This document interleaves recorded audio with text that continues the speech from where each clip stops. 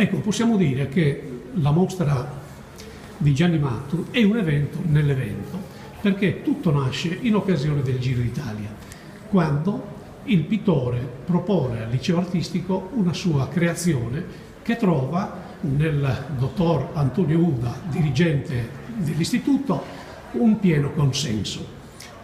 Nasce quindi un progetto che viene elaborato e che, dottor Uda, sfocia in che cosa? Quando il signor Mattu ci ha proposto questo lavoro, ho pensato subito che era un'occasione da non perdere. In pratica il disegno doveva riprodurre, diciamo, era dedicato ovviamente a Fabio Aru, che purtroppo però non ha potuto partecipare al Giro d'Italia per il suo incidente, quindi diciamo, comunque diciamo, era un ciclista, visto l'occasione, era un ciclista che però diciamo, doveva essere visto dall'alto, quindi si poteva diciamo, ammirare l'opera solamente guardandola attraverso le immagini girate dai droni, dagli elicotteri, eccetera. Un'immagine che comunque è stata trasmessa poi dalla televisione un po' in tutto il mondo, quindi è stata vista da moltissimi spettatori. Ovviamente era un qualcosa che non poteva rimanere lì e quindi, finita l'occasione della partenza del Giro d'Italia, è toccato smontarla e rimettere tutto a posto. Ora ci siamo interrogati allora e adesso che si fa? Avevamo ovviamente documentato il tutto, quindi avevamo delle foto, dei filmati nelle varie fasi del lavoro.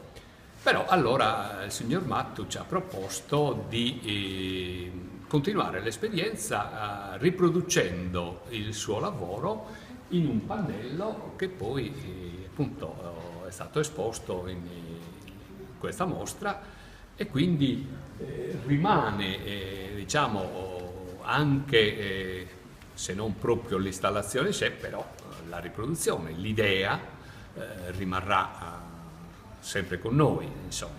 E questo si spera che sia solo l'inizio di una esperienza, di una collaborazione che potrà proseguire anche negli anni futuri. Col dirigente abbiamo parlato dell'aspetto organizzativo, dell'impegno dei ragazzi e anche dell'entusiasmo che ha suscitato sia nell'ambito degli stessi ragazzi ma anche dei docenti e comunque di un pubblico che ha apprezzato moltissimo l'opera da te proposta, creata e realizzata. Allora, dal punto di vista del materiale usato, e poi parliamo della tecnica, ci puoi dire che materiale è stato usato? Allora, per il progetto Giro d'Italia, quello sulla spiaggia, sono stati utilizzati degli ombrelloni, delle sdraio, delle cime, dei salvagenti.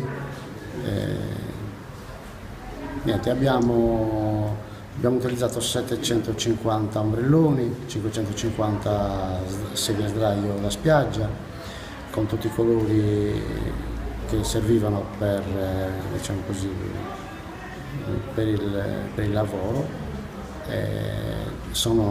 Questi sono numeri tipo 2700 metri quadri di superficie. Com'è possibile gestire le proporzioni in una superficie così vasta? Allora, io ho utilizzato il mio progetto e ho dovuto lavorare misurando, diciamo, metro per metro, quasi centimetro per centimetro, per non uscire fuori dalla sproporzione, insomma. Senza drone, perché il drone quando è arrivato era quasi fatto.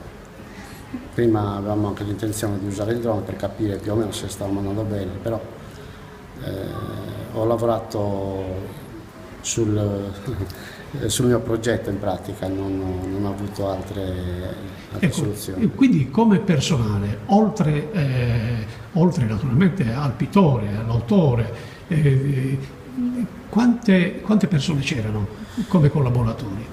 Ma c'erano circa 26 ragazzi, così.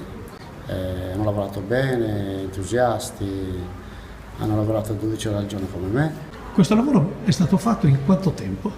È stato fatto in circa una settimana di tempo il lavoro, perché abbiamo portato ombrelloni, sdraio, tutto noi, abbiamo fatto tutto noi, portato e messo in opera.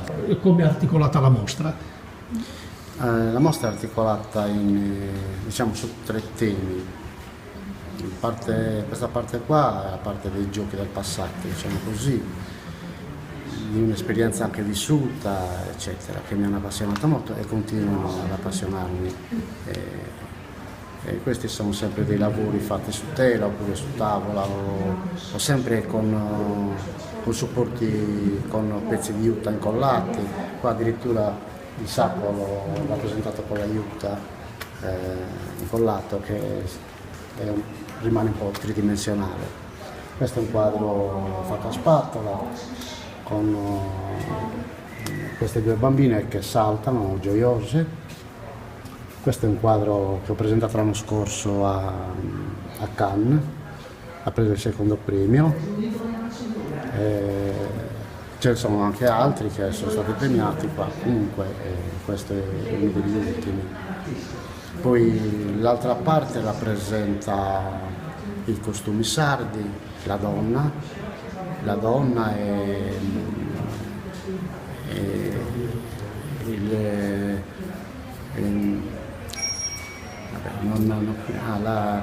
la violenza contro, la violenza contro le donne, e c'è un quadro su quel tema lì. E poi abbiamo i costumi, le varie e le ardie, che sono i cavalli, le feste, insomma, queste cose qua.